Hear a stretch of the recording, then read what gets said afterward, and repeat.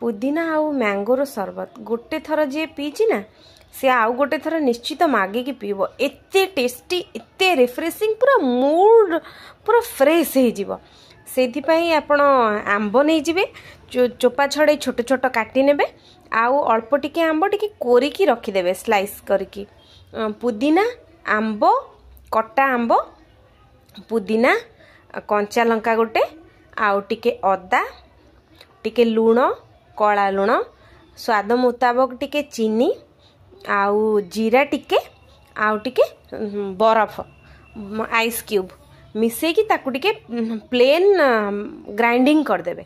Grinding करदेला परे आपणकर बढ़िया से रेडी हो जिवो प्यूरी प्यूरी मैंगो प्यूरी रे मु तो 3 लिटर पानी मिसई थी। आपण जेते क्वांटिटी रो मैंगो नेबे सेही अनुसार आपण पानी मिसई पारिबे।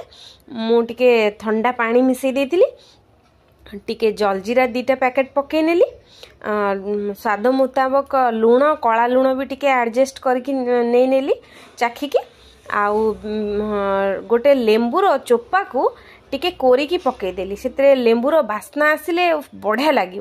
आउ टिके चिया सीड भिजेकी रखी चिया सीड मिसईदेली आंब टिके दरदरा छोट छोट कोरिकी रखी आंबर टिके टिके क्रंचीनेस बहुत बढ़िया लगे सेटा टिके पकई नेली आ सबको मिसेकी मोर रेडी हो गला।